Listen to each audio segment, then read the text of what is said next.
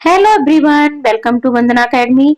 CTET की पर्यावरण की क्लास में आपका बेहद स्वागत है। आज हम ईवीएस के प्रश्नों को सॉल्व करेंगे और ये आपका 2018 का प्रश्न पत्र है। ठीक है, ये 2018 का आपका प्रश्न पत्र है और इसे हम सॉल्व करेंगे और डेली आपको क्लासें मिलेंगी, डेली आपको प्रैक्टिस कराई जाएगी चैनल पर। 1 दिसंबर को आपका सीटेट का एग्जाम है।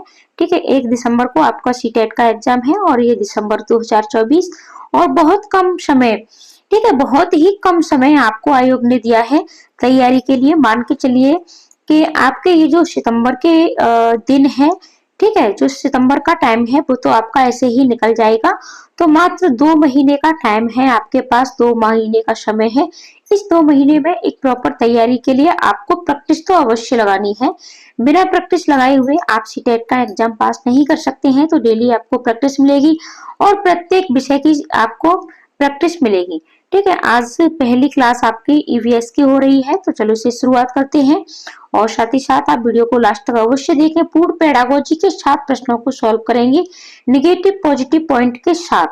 ठीक है, और जो भी हार्ड वर्ड है उनको भी हम आपको बताते जाएंगे और हम शुरुआत से प्रश्नों को सॉल्व करेंगे और एंड तक। ठीक है, यानी 2018 से लेकर के 2024 तक के जितने भी प्रश्न पत्र हैं सबको हम सॉल्व करेंगे।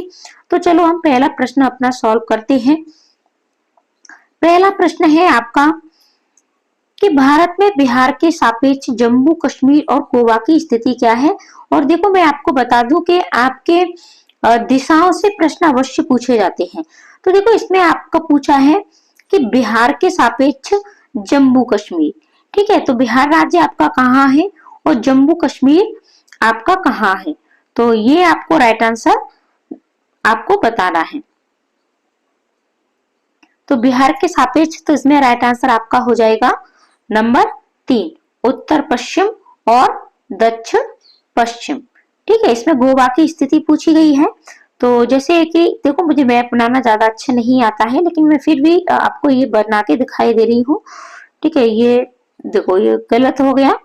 तो जैसे कि गोवा हमारा यहाँ आपका पड़ता है, ठीक है, और ये हमारा भाग क्या है, ये हमारा भाग दक्षिण का है और ये इधर हमारा पश्चिम होता है, इधर हमारा पूर्व होता है और इधर हमारा उत्तर होता है। तो उत्तर, ठीक है, और दक्षिण, तो गोवा की स्थिति, ठीक है, तो ये हमारे दक्षिण पश्चिम हो गया, दक्षिण पश्चिम। और जम्मू कश्मीर, ठीक है, जम्मू कश्मीर, तो जम्मू कश्मीर भी हमारा ये उत्तर पश्चिम। ठीक है, तो ये उत्तर पश्चिम। ठीक है, तो जम्मू कश्मीर हमारा यहाँ पड़ता है। तो बिहार के सापेक्ष हमारा जो ये आपका पड़ेगा तो उत्तर पश्चिम और दक्षिण पश्चिम। आगे बढ़ेंगे हम। दूसरा प्रश्न है आपका, बाष्पीकरण की प्रक्रिया निम्नलिखित में से किस स्थिति में सबसे धीमी होगी। यानी बाष्पीकरण सबसे कम किस स्थिति में होगा। बाष्पीकरण क्या है, बाष्पीकरण यानी जो पानी है वो भाप बन करके उड़ता है, उसको हम बाष्पीकरण कहते हैं। सतह क्षेत्र और तापमान दोनों में वृद्धि। सतह क्षेत्र बढ़ता है लेकिन तापमान घटता है, सतह क्षेत्र घटता है लेकिन तापमान बढ़ता है, सतह क्षेत्र और तापमान दोनों में कमी। अब देखो, जब सतह क्षेत्र और तापमान दोनों में वृद्धि होगी तो बाष्पीकरण तेजी के साथ होगा। और सतह क्षेत्र, तो यहाँ सबसे कम यानी सबसे धीमी प्रक्रिया पूछी है, तो सबसे धीमी प्रक्रिया ऑप्शन नंबर 4 हो जाएगा कि इसका सतह क्षेत्र भी कम है और तापमान भी कम। ठीक है, जैसे कि मान के चलिए कि हमारे पास कोई एक गिलास है, ठीक है, वो गिलास में पानी है, इसमें जल भरा हुआ है और एक हमारे पास चौड़े मुंह वाला कोई टब है, ठीक है, इसमें भी जल भरा हुआ है। तो इसमें बाष्पीकरण जल्दी होगा।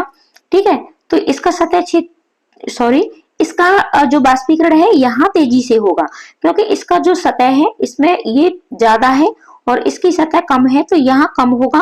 और वही तापमान की करें, अगर यहाँ सूर्य का प्रकाश ज्यादा है, ठीक है, तो यहाँ जल्दी होगा और यहाँ कम है तो यहाँ कम होगा।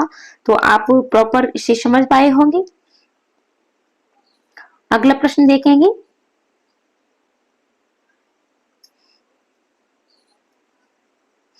स्थानों, दूरियों और दिशाओं की सापेक्ष स्थिति को समझने की क्षमता है।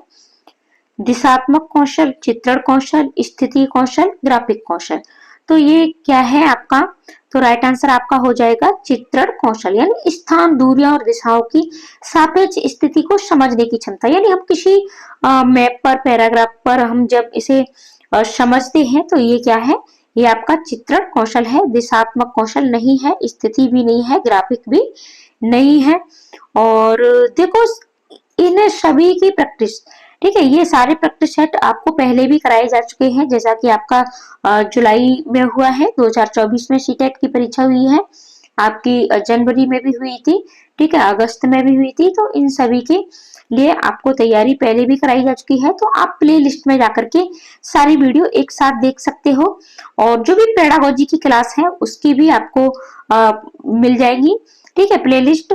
और साथ ही साथ एक प्लेलिस्ट मैंने आपके लिए बनाई है सीटेट ट्रिक एंड टिप्स पर, और सीटेट की बेस्ट स्ट्रेटजी। वहां जो आपको वीडियो मिलेंगी कि आप सीटेट की जो तैयारी है वो 1 मंथ में कैसे कर सकते हो, क्या स्ट्रेटजी अपना सकते हो, किस तरीके से आप एक बेस्ट तैयारी कर सकते हो, तो वहां जाकर के उन वीडियो को आप अवश्य देखें, क्योंकि आपके पास समय बहुत कम है और जी तोड़ मेहनत आपको करनी है। देखो वैसे तो 4 से 5 घंटे की पढ़ाई में आपका सीटेट क्लियर हो जाता है, लेकिन मात्र आपके पास 2 महीने हैं, तो 6 से 7 घंटे की पढ़ाई अवश्य करिए। अगर इतनी नहीं कर सकते हैं तो 5 से 6 घंटे तो अवश्य आपको पढ़ने ही पढ़ने हैं, ठीक है। तो इतनी स्टडी आपको अवश्य करनी है। आगे बढ़ते हैं, हम थोड़ा सा समय लिया है हमने आपका, ज्यादा नहीं है। अगला प्रश्न है आपका, किस राष्ट्रीय पाठ्यचर्या फ्रेमवर्क एनसीईआरटी ने प्राथमिक स्तर पर एक एकीकृत पाठ्यचर्या क्षेत्र के रूप में पढ़ाए जाने के लिए पर्यावरण अध्ययन की सिफारिश की? एनसीईआरटी 2005, एनसीईआरटी 1998,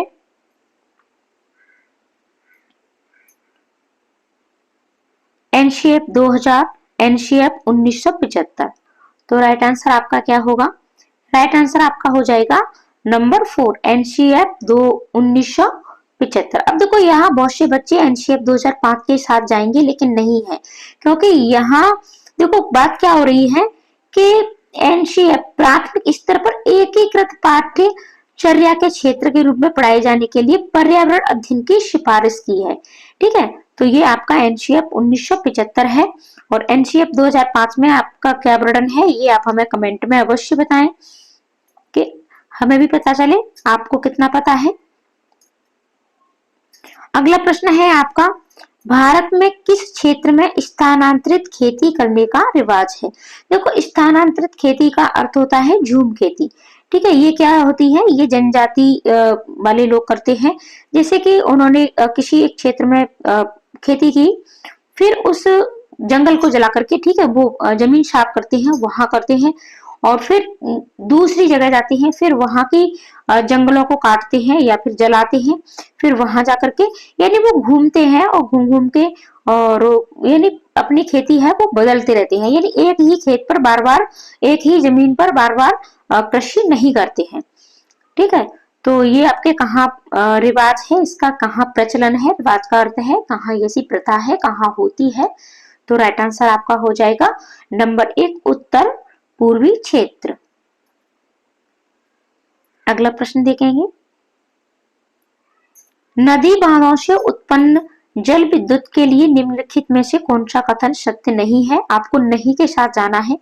बांध टिकाऊ विकास को प्रोत्साहित करते हैं, ये पानी या हवा को प्रदूषित नहीं करता, जल विद्युत सुविधाओं से बड़े पर्यावरणीय प्रभाव हो सकते हैं, बांध स्वदेशी लोगों को अपनी नदी की जीवन रेखाओं से अलग करते हैं। तो राइट आंसर आपका क्या होगा? राइट आंसर आपका हो जाएगा नंबर 1, बांध टिकाऊ विकास को प्रोत्साहित करते हैं। ऐसा बिल्कुल भी नहीं है कि बांध है तो आपका एक टिकाऊ विकास अवश्य ही होगा, ठीक है। तो हमें नहीं के साथ जाना था, तो राइट आंसर हमारा नंबर 1 हो जाएगा। अगला प्रश्न है, निम्नलिखित में से कौन सी ग्रीन हाउस गैस या गैसें हैं? कार्बन डाइऑक्साइड, मीथेन, जल वाष्प या उपयुक्त सभी। तो देखो ग्रीन हाउस गैस किसे कहते हैं? ग्रीन हाउस गैस यानी जो पृथ्वी के तापमान को बढ़ा देती है, ठीक है। तो ये हमारी कौन कौन सी है? तो ये हमारी सभी है, कार्बन डाइऑक्साइड भी है, मीथेन भी है, जल वाष्प भी है। तो राइट आंसर आपका हो जाएगा उपयुक्त सभी और सारी प्रैक्टिस आपको कराई जाएंगी और कॉन्सेप्ट वीडियो भी आपको पहले बहुत सारी दी जा चुकी है, तो आप प्ले लिस्ट में जाकर के उन्हें अवश्य देखें और अपनी पढ़ाई को बेहतर बनाएं। और देखो, आपको कमर कस लेनी है कि इस बार आपको सीटेट की ये जो परीक्षा है इसको अवश्य ही क्लियर करना है, क्योंकि अभी देखो इसी बार बदलाव होने की संभावना थी, लेकिन बदलाव नहीं हुए हैं। कोई भी आपका सिलेबस भी चेंज नहीं हुआ है, पैटर्न भी चेंज नहीं हुआ है और जो 3 स्टेज पे होने वाला था वो भी नहीं हुआ है। तो लेकिन इससे आगे जो भी परीक्षा होगी उसमें अवश्य बदलाव होगा, क्योंकि उन्होंने 1 साल मांगा था आयोग ने और ये 1 साल आपका दिसंबर में पूर्ण होने वाला है। भारत में ठंडे रेगिस्तान मानसून से प्रभावित क्यों नहीं होते हैं, यह भी आपका नहीं पूछा गया है। ठीक है, तो ठंडे रेगिस्तानों में गर्म गर्मियां और बेहद ठंडी सर्दियां होती हैं। ठंडे रेगिस्तान हिमालय की वृष्टि छाया में होते हैं। ठंडे रेगिस्तानों में हवा बहुत पतली यानी कम होती है। ठंडे रेगिस्तान बहुत ऊंचाई पर होते हैं। तो राइट आंसर आपका क्या होगा? राइट आंसर आपका हो जाएगा नंबर 2, क्योंकि ठंडे जो रेगिस्तान होते हैं वो आपके हिमालय की वृष्टि छाया में होते हैं। देखो, वृष्टि छाया किसे कहते हैं? वृष्टि छाया कहते हैं कि जैसे ये हमारा हिमालय पर्वत है तो और सूर्य का प्रकाश इधर आता है, ठीक है, सूर्य का प्रकाश इधर आ रहा है, तो ये वाला जो भाग है यहाँ सूर्य का प्रकाश नहीं आएगा, तो ये वृष्टि छाया यानी जहां जिस छाया पड़ती है, ठीक है, यानी हिमालय की इधर छाया पड़ती है, तो ये वृष्टि छाया क्षेत्र होते हैं। अगला प्रश्न देखेंगे, ताजमहल के पीले होने के लिए निम्नलिखित में से कौन सा जिम्मेदार है? Nitrogen oxide, sulphur dioxide, sulphur या क्लोरीन? तो राइट आंसर आपका क्या है? राइट आंसर है आपका नंबर 2, सल्फर डाइऑक्साइड। ठीक है, सल्फर डाइऑक्साइड के कारण जो ताजमहल है यानी ये पत्थर को पीला कर देती है, ठीक है, जो संगमरमर है वो पीला हो रही है। अगला प्रश्न है, और अब ये प्रश्न आपके एनसीईआरटी से पूछे जा रहे हैं, एनसीईआरटी, ठीक है, बुक, और एनसीईआरटी बुकों को आपको अवश्य पढ़ना है। इसके लिए आप हमारे टेलीग्राम पर जाएं, लिंक मैं हमेशा डिस्क्रिप्शन में डालती हूँ, वहां आपको सारी पीडीएफ मिल जाएंगी, ठीक है, आपको सारी पीडीएफ मिल जाएंगी, एक साथ मिलेंगी सारी पीडीएफ, ठीक है, और ये आपको कक्षा 3, 4 और 5 ये बुक आपको अवश्य पढ़नी है। अगर आप चाहते हैं कि आपके ईवीएस में पूरे 30 में से 30 नंबर आए तो 15 नंबर आपके एनसीईआरटी बुकों से बनते हैं, तो एनसीईआरटी बुकों को अवश्य पढ़ें। और देखो, अगर आप चाहोगे तो इन बुकों को आप मात्र 2 दिन में पूरी पढ़ सकते हो, ठीक है, 2 दिन में आप इनको पूरी पढ़ सकते हो, और एक बार आप इनको पूरी पढ़ के फिर से 2 दिन में इनका आपको रिवीजन करना है, और फिर लास्ट टाइम, ठीक है, फिर लास्ट टाइम आपको जो भी आप रिवीजन का टाइम रखते हो लास्ट का बिल्कुल परीक्षा से 10 या 15 दिन पहले, तब इनको फिर से आपको 2 दिन देने हैं, फिर से एक बार रिवीजन करना है। 3 बार एनसीईआरटी बुक आपको अवश्य पढ़नी है अगर आप चाहते हैं कि आपके 15 नंबर पूरे पक्के हो, ठीक है, तो 15 नंबरों के लिए आप इन्हें अवश्य पढ़ें। तो गोलकोंडा किला किसने बनवाया? चोल राजवंश, चालुक्य, काकतीय या पल्लव राजवंश? तो राइट आंसर आपका क्या होगा? राइट आंसर है आपका नंबर 3, काकतीय राजवंश। अगला प्रश्न देखेंगे, 15 जीएमएल घनत्व और 3 ml आयतन वाले किसी वस्तु का द्रव्यमान क्या होगा? तो राइट आंसर आपका क्या होगा? ठीक है, राइट आंसर आपका होगा नंबर 2, 45 ग्राम। अगला प्रश्न है आपका, निम्नलिखित में से कौन सी अदिश राशि है? देखो, आपकी 2 राशि होती हैं, अदिश और सदिश, तो राइट आंसर आपका क्या होगा? राइट आंसर आपका हो जाएगा द्रव्यमान। द्रव्यमान कैसी राशि है? आपकी अदिश राशि है, मास। अगला प्रश्न है आपका, एक ऐसी वस्तु जिसमें से कोई प्रकाश किरण गुजर नहीं सकती कहलाती है, यानी प्रकाश जिससे आर पार नहीं हो सकता। अपारदर्शी, पारभासी, पारदर्शी या उत्तल? देखो, ये उत्तल या और अवतल आपके लेंस होते हैं, और अपारदर्शी, पारदर्शी जिसके आर पार देखा जा सके वो आपका पारदर्शी, ठीक है, और जिसके आर पार नहीं देखा जा सके वो आपका पारदर्शी। तो यानी प्रकाश किरण जिससे गुजर नहीं सकती है, यानी आर पार नहीं देखा जा सकता है, ठीक है, तो राइट आंसर आपका क्या होगा? नंबर 1 अपारदर्शी। अगला प्रश्न है, पृथ्वी की सतह पर किसी वस्तु का भार क्या होगा जिसका द्रव्यमान चंद्रमा की सतह पर 10 केजी है? यानी चंद्रमा की सतह पर कितना है? 10 किलो है। तो पृथ्वी की सतह पर उसका द्रव्यमान यानी उसका भार कितना होगा, ये आंसर आपको बताना है। तो राइट आंसर है आपका 60 है। ठीक है, राइट आंसर आपका क्या है? 68। अगला प्रश्न है,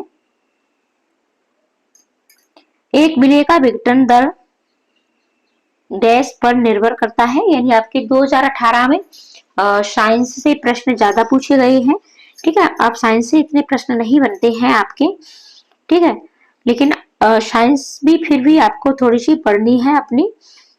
एक विलय का विघटन दर डैश पर निर्भर करता है, दाब, तापमान, सतह क्षेत्र या फिर भार। तो राइट आंसर आपका क्या होगा? राइट आंसर आपका हो जाएगा नंबर 3 सतह क्षेत्र। ठीक है, यानी सरफेस एरिया। अगला प्रश्न है, सुषमा चाहती है कि उसके छात्रों को पेड़ों के संरक्षण के लिए संवेदनशील बनाया जाए। निम्नलिखित में से कौन सी ऐसा करने की सबसे उपयुक्त रणनीति है? कक्षा में बहस का आयोजित करना, समूह चर्चा, पोस्टर बनाना, बच्चों को एक पौधे को अपनाने और पोषित करने में मदद करना। तो देखो, सबसे बेस्ट आपका होगा बच्चों को एक पौधे को अपनाने और पोषित करने में मदद करना, क्योंकि पेड़ों के संरक्षण के लिए संवेदनशील बच्चा इसी से देखो को कक्षा में बहस करने से ऐसा कुछ भी नहीं होगा, चर्चा से भी नहीं होगा, पोस्टर बनाने से भी नहीं होगा। लेकिन बच्चा जब स्वयं से किसी एक वृक्ष को पोषित करेगा, अपनाएगा, ठीक है, उसको रोज देखेगा, खाद पानी सब डालेगा, ठीक है, तो ये मतलब वो एक संवेदनशील बनेगा वृक्षों के प्रति। अगला प्रश्न है आपका, अभय ने अपने छात्रों से उन बीमारियों पर समूह में एक सर्वेक्षण करने के लिए कहा जिनसे उनके पड़ोस के लोग पीड़ित थे। पाठ्य पुस्तक में सर्वेक्षण का उल्लेख नहीं किया गया है। इस शिक्षण अधिगम रणनीति के लिए कौन सा विकल्प प्रासंगिक नहीं पूछा जा रहा है आपका? ठीक है, और भैया ये आपका एग्जाम आपको 2 माह में खत्म करना है, तो अच्छे से आप पढ़ते रहिएगा। ठीक है, अब आप ऑप्शन देखिएगा।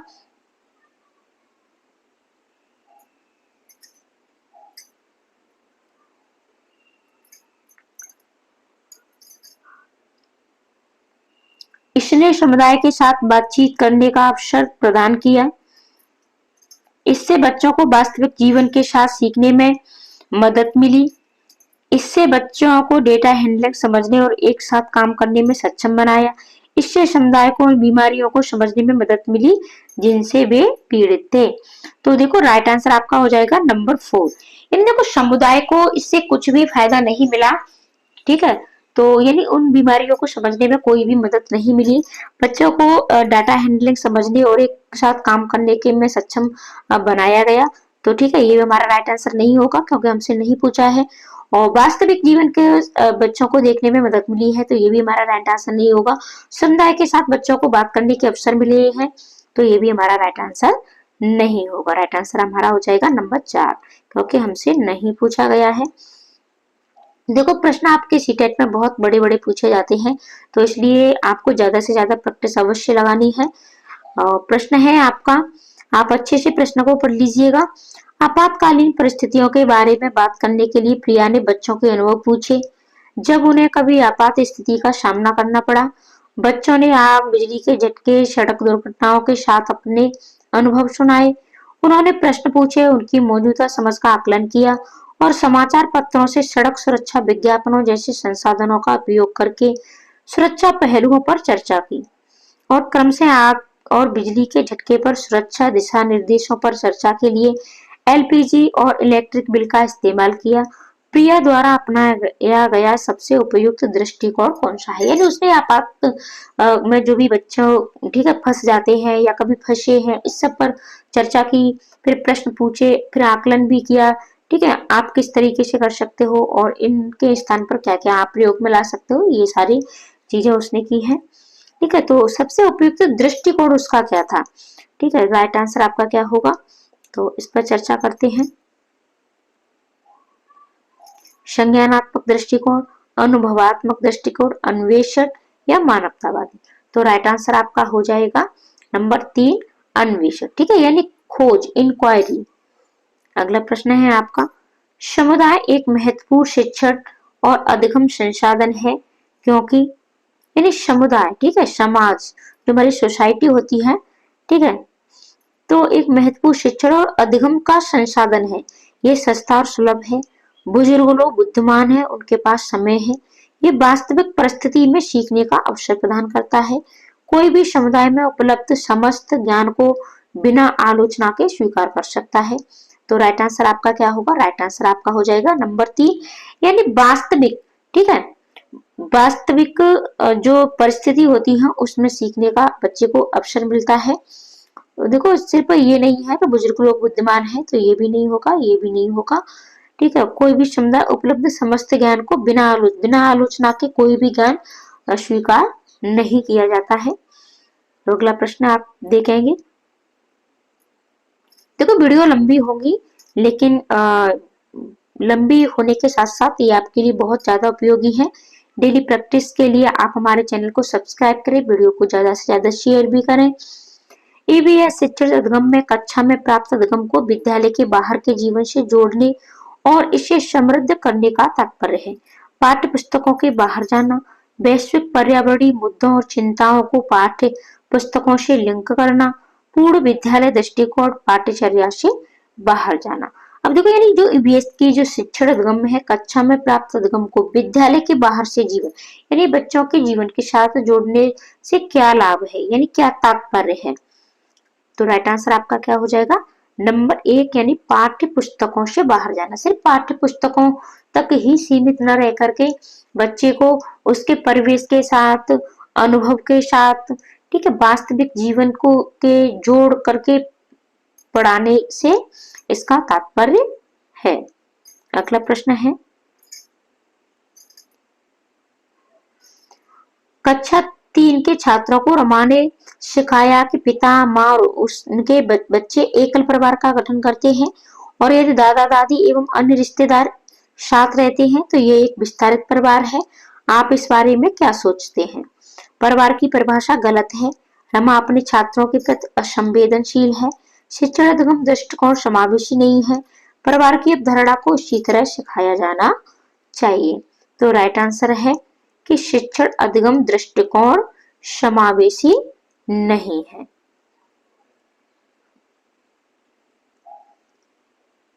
यानी कक्षा 3 के छात्रों को रमा ने क्या सिखाया कि पिता, माँ और उनके बच्चे एकल परिवार का गठन करते हैं और यदि दादा दादी और अन्य रिश्तेदार साथ हैं तो एक विस्तारित परिवार है। तो देखो, लेकिन इस तरीके से मैं सिखा करके बच्चे को हमें ये सिखाना है कि एकल परिवार क्या होता है और जो ज्वाइंट फैमिली है वो क्या होती है। ठीक है,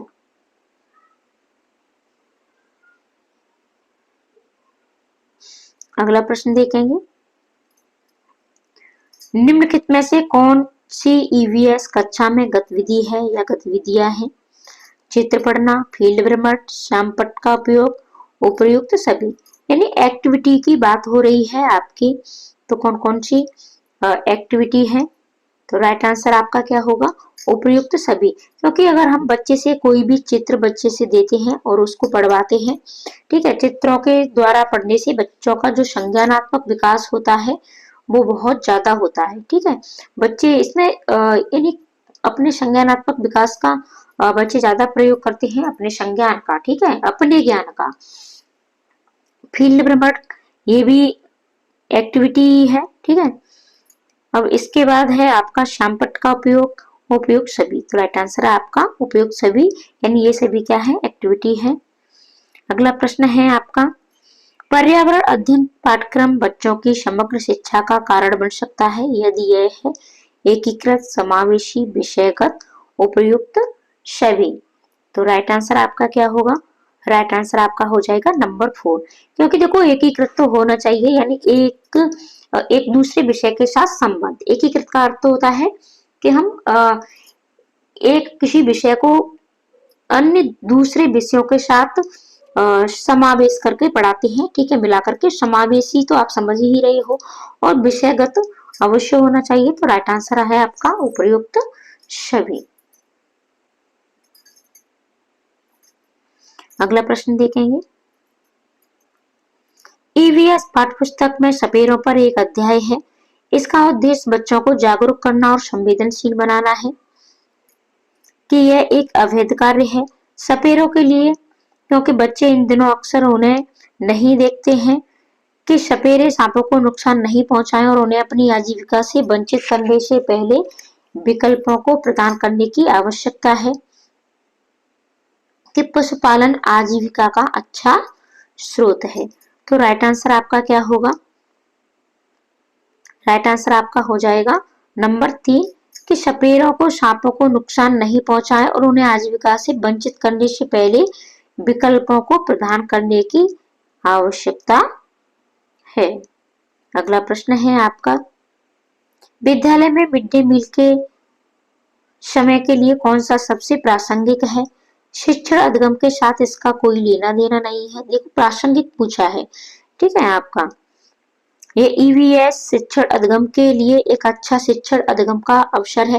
देखो जहां भी आपको हिंदी के कुछ शब्द ऐसे होते हैं जो हमें समझ में नहीं आते, जैसे कि बहुत से बच्चे प्रासंगिक नहीं समझ पाएंगे, ठीक है, तब आपको इंग्लिश वाले ऑप्शन में अवश्य पढ़ लेना है, ठीक है। तो ये क्या है? रिलेवेंट। ये उन बच्चों के लिए है जो विद्यालय में खाली पेट आते हैं। ये शिक्षण अधिगम के लिए बहुत ही मूल्यवान समय को बर्बाद करता है। तो राइट आंसर आपका क्या होगा? राइट आंसर आपका हो जाएगा नंबर 2। यह ईवीएस शिक्षण अधिगम के लिए एक अच्छा शिक्षण का अधिगम का अवसर हो सकता है। जैसे कि बच्चे जब मिड डे मील करते हैं तो वहां जो भोजन बनता है उस भोजन से संबंधित आप बच्चों को ईवीएस का आपका एक ठीक है, एक थीम भी है भोजन, ठीक है, भोजन आपकी थीम भी है। आपको अपने ईवीएस की थीम और उप थीम अवश्य पता होना चाहिए। सिलेबस आपको एक एक लाइन अवश्य पता होना चाहिए कि आपके सिलेबस में क्या क्या पूछा जाएगा। एनसीईआरटी के साथ साथ आपके जो भी आपका सिलेबस है वो भी आपको पता होना चाहिए। थीम उप थीम है आपकी। अगला प्रश्न है, पर्यावरण अध्ययन के संदर्भ में बोझ के बिना सीखना क्या बताता है? स्कूल बैग का कम वजन, ईवीएस पाठ्य पुस्तकों में अध्यायों की कम संख्या, अवोध का भार कम करने की जरूरत है, ईवीएस पाठ्यक्रम को आधा यानी कम करने की जरूरत है। तो राइट आंसर आपका क्या होगा? राइट आंसर आपका हो जाएगा नंबर 3, अवोध का भार कम करने की जरूरत है। अगला प्रश्न है आपका, ईवीएस कक्षा में समूह में सीखने का क्या उद्देश्य है? लड़के और लड़कियां अलग अलग सीख सकते हैं। कम और उच्च प्रदर्शन करने वाले छात्रों को अलग करना, उपचारात्मक शिक्षण देना, सहयोग के मूल्यों को लागू करने और एक साथ काम करने के लिए प्रत्येक बच्चे को सक्रिय रूप से भाग लेने और सीखने में सक्षम बनाना, छात्रों को आसानी से प्रबंधित करना और वर्कलोड को कम करना। तो राइट आंसर आपका क्या होगा? राइट आंसर आपका हो जाएगा नंबर 3 कि सहयोग के मूल्यों को लागू करने और एक साथ काम करने के लिए प्रत्येक बच्चे को सक्रिय रूप से, ठीक है, देखो सक्रिय रूप से भाग लेने और सीखने में सक्षम बनाना। अगला प्रश्न है आपका, बाला का पूरा रूप क्या है? मस्तिष्क सहायता प्राप्त अधिगम असाइनमेंट, अधिगम सहायक के रूप में ब्रेल, अधिगम सहायक के रूप में बिल्डिंग, ब्रेल सहायता प्राप्त अधिगम आकलन। तो राइट आंसर आपका क्या होगा? राइट आंसर आपका हो जाएगा नंबर 3, अधिगम सहायक के रूप में building, building as learning aid. अगला प्रश्न देखेंगे, वैकल्पिक ढांचे का क्या अर्थ है? विभिन्न भौतिक घटनाओं का पाठ्यपुस्तक स्पष्टीकरण, विचार जो अवधारणाओं के औपचारिक रूप से स्वीकृत स्पष्टीकरण से अलग है, वर्तमान में वैज्ञानिकों और सामाजिक वैज्ञानिकों द्वारा आयोजित विचार, सभी विचार जो दृढ़ता से बच्चों द्वारा अर्जित किए जाते हैं। तो राइट आंसर आपका क्या होगा? राइट आंसर है आपका नंबर 2, विचार जो अवधारणाओं के औपचारिक रूप से स्वीकृत या स्पष्टीकरण से अलग है। वैकल्पिक ढांचे का क्या अर्थ है? तो वो विचार, वो अवधारणाएं जो औपचारिक रूप से स्वीकृत हैं लेकिन स्पष्टीकरण से क्या है? अलग है। अगला प्रश्न है आपका,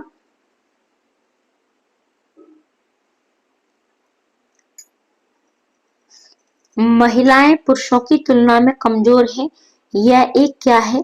मिथक है, वैज्ञानिक तथ्य है, रूढ़िबद्ध धारणा है, या फिर आपका अंधविश्वास है। तो इस प्रश्न का आंसर आप लोगों को देना है। कमेंट में इस प्रश्न का आंसर अवश्य दें। अगली जो आपकी प्रैक्टिस वीडियो मिलेगी 2019 वाली, तो उसमें आपको इस प्रश्न का आंसर बताया जाएगा, या फिर जो भी पहले इसका कमेंट में राइट आंसर देंगे तो उसका आंसर मैं पिन कर दूंगी, तो इसका राइट आंसर आप अवश्य दें। मिलते हैं ऐसे ही अन्य वीडियो में। आज के लिए इतना ही। धन्यवाद।